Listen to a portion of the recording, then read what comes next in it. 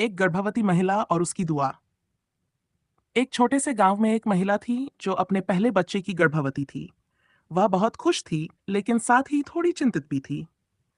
पहला अनुभव होने के कारण उसे बच्चे की सेहत, उसका समय पर जन्म और उसकी परवरिश के बारे में कई तरह के डर थे।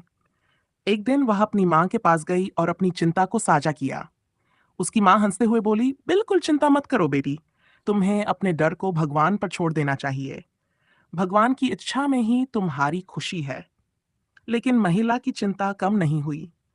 वह फिर एक वृद्ध महिला के पास गई, जो गांव की सबसे समझदार और धार्मिक व्यक्तित्व मानी जाती थी। वह महिला हमेशा दूसरों की मदद करती और उन्हें सही रास्ता दिखाती थी। महिला ने वृद्ध महिला से कहा, मुझे बहुत डर लग रहा है कि मेरा बच्चा ठीक से जन्म नहीं लेगा। मैं बहुत परेशान हूँ। वृद्ध महिला मुस्कुराई और बोली, बेटी, तुम्हें भगवान की इच्छा पर विश्वास रखना चाहिए। याद रखो, तुम जो सोचोगी वही तुम्हारे बच्चे तक पहुंचेगा। अगर तुम सकारात्मक सोचोगी तो भगवान तुम्हें एक स्वस्थ और खुशहाल बच्चा देगा। महिला ने वृद्ध महिला की बातों को गहरे से सुना और उसी दिन से उसने अपनी सोच को बदल लिया। वह हर दिन अपने बच्चे के लिए दुआ करने लगी और अपने दिल को शांति देने की कोशिश करने लगी।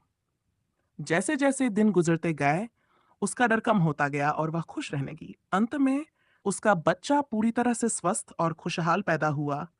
महिला को एहसास हुआ कि डर और चिंता का कोई फायदा नहीं होता। भगवान पर विश्वास और दुआ से ही सुकून मिलता है। सीख, जीवन में कई परेशानियां आ सकती हैं, लेकिन भगवान पर विश्वास और सकारात्मक सोच से हमें शांति मिलती है। दुआ और विश्वास से हम अपने सभी जीवन के संघर्षों का सामना कर सकते हैं।